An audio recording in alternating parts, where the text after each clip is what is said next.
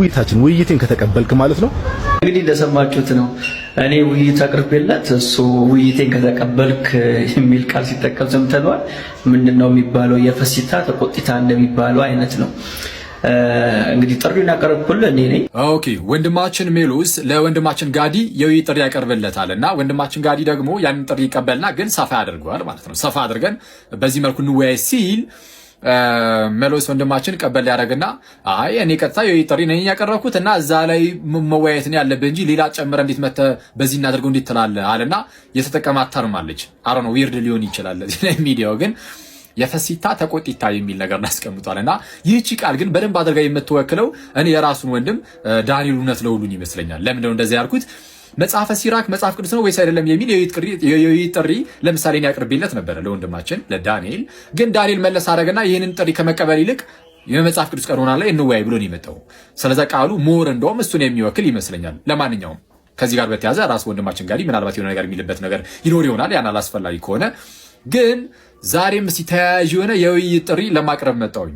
የወንድማችንን ተርም ለመጠቀም አሁንም የፈሲታ ተቆጥታ ሆነው ካልቀሩ በስተቀር ማለት ነው። ቀጥታ የውይይት ጥሪውን ከማቅረቤ በፊት ግን አንድ ነገር ላሳውቃችሁ። በፕሮቴስታንቱ ውስጥ መጽሐፍ ቅዱስ ብቻ የሚል ትምህርት ምን ማለት ነው ብለውናል። ሊሳሳት የማይችል ኢነራንት የሆነ ኢንፋሊብል የሆነ እርሱ መጽሐፍ ቅዱስ ብቻ ነው ብለውናል አይደል? መጽሐፍ ቅዱስ ብቻ ነው ሊሳሳት የማይችል ሉክ ኢንፋሊብል የሆነው መጽሐፍ ቅዱስ ብቻ ነው። ግን መጽሐፍ ቅዱስ ብቻ ነው ሲሉ ለምሳሌ ይህንን መጽሐፍ ቅዱስ እያሉ ነው አይደለም። እነዚህ መጽሐፍ ቅዱሶች የተተረጎሙ አይደሉ? ትርጉም የሆኑ ቅዱሳት መጽሐፍት የአማርኛው፣ የእንግሊዝኛው፣ ሌሎችም ቢሆኑ የኦሮሚፋ፣ የትግረኛውም እነዚህ ሁሉ ፋለብል ናቸው። ሊሳሳቱ ይችላሉ። ምክንያቱም በሰዎችን የተተረጎሙት ይሉናል። ኢንፋለብል የምንለው ሊሳሳት የማይችለው የምንለው እነዚህን ሳይሆን ይሉናል። ታዲያ ምንድነው ስትሏቸው ወይ እደክታባቱን ይሄ አሁን እጃችን ላይ ያሉ አራተኛው ክፍለ ዘመን ላይ ምን የነበሩ እደክታባትን አሊያም ደግሞ ራሱ ሐዋርያው ልክ ሲጽፍ ወይም ነብዩ አንድ ነብይ ሲጽፍ የጻፋት ያቺ ጽሁፍ እሷ ኢንፋሊብል ትሆንና ከዛ በኋላ ግን ኮፒ ሲደረግም ሆነ ሲተረጎም ምን ሲል ያኔ ፋሊብል ይሆናል፣ ሊሳሳት የሚችል ይሆናል ከዛ በኋላ ያለው የሚል ነገር ነው የሚያስቀምጡልን። ኦኬ ይህንን ያዝ አድርጉና በፕሮቴስታንት ውስጥ ኦልሞስት በሁሉም ፕሮቴስታንት እጅ ላይ ያለው የትኛው መጽሐፍ ነው ያለው? ይሄ በቃ ትርጉሙ ነው። እኛ ሀገርም ከመጣችሁ ወይ አማርኛው ነው ወይ ትግረኛው ነው ወይ ኦሮሚፋ ነው እጃቸው ላይ ያለው። ስለዚህ እጃቸው ላይ ያለው መጽሐፍ ፋሊብል ነው ማለት ሊሳሳት የሚችል ነው። ስለዚህ ሊሳሳት የማይችል መጽሐፍ በፕሮቴስታንቶች እጅ የለም። ይህንን የሚያሳይ አንድ ነገር ይኸው ላሳያችሁና እዛ ውይይቴ ላይ መጽሐፍ ቅዱስ ብቻ የሚለው ውይይቴ ላይ የተነጋገረው ነገር አለ። ሊቃውንቱንም አምጥቼ ማሳየት ይችላለሁ ከራሳቸው ከፕሮቴስታንቶች እንደዚህ እንደሚያምኑ እሱን ላሳያችሁና ጥያቄ የሚሆነው ምኑ ላይ እንደሆነ አሳያችሁና የውይይት ጥሪውን አቀርባለሁ። እስቲ ስሙ።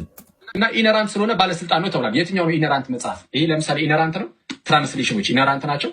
ትራንስሌሽኖች ኢነራንት ናቸው። ኢነራንት የትኛው ነው የሚለውን ቀጣይ ተመልሷል ብዬ ተስፋ አደርጋለሁ። እዚህ ሕጸጽ አልባ እያልን ያለ ነው።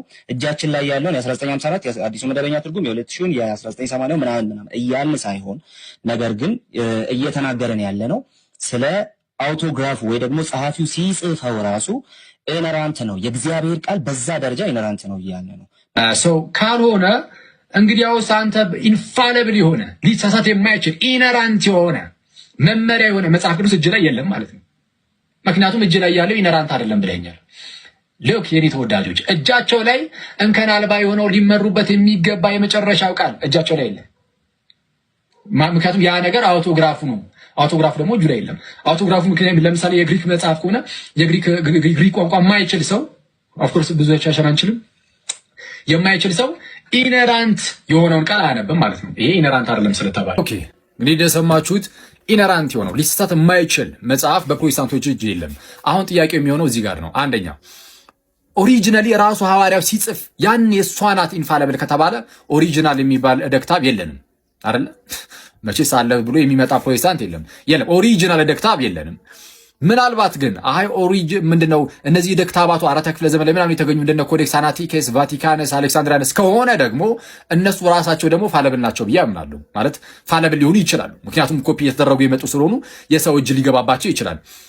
እንደው እነሱ ኢንፋሊብል ናቸው ካልክ ግን ደክታባቱን ራሳቸውን ነው ኢንፋሊብል የምንለው ካልክ ግን የውይይት ጥሪ ላቀርብ እወዳለሁ። ለማን?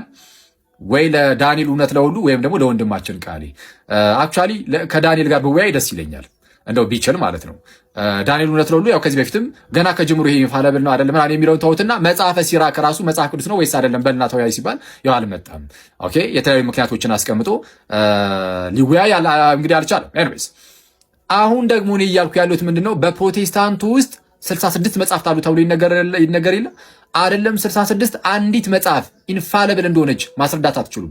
ኢንፋሊብል የሆነ አንድ መጽሐፍ አይኖራችሁም በእናንተ አካሄድ የሚኬድ ከሆነ አይ አለን አይደለም አንድ 66 ኢንፋሊብል መጽሐፍት አሉን ልናሳየው ልንጠቁሙ የምንችለው አለን ካላችሁ ግን ይሄው ፕሊስ የውይይት ጥሪ አቅርቤያለሁ ተቀበሉኝ። ዳንኤል እውነት ለሁሉ ወይም ወንድማችን ቃሌ ከሁለት አንዳችሁ ተመካከሩና እዚህ ጉዳይ ላይ ጥሩ ንባብ ያደረገ ሰው መጥቶ ቢወያይ ደስ ይለኛል። ይቆየን።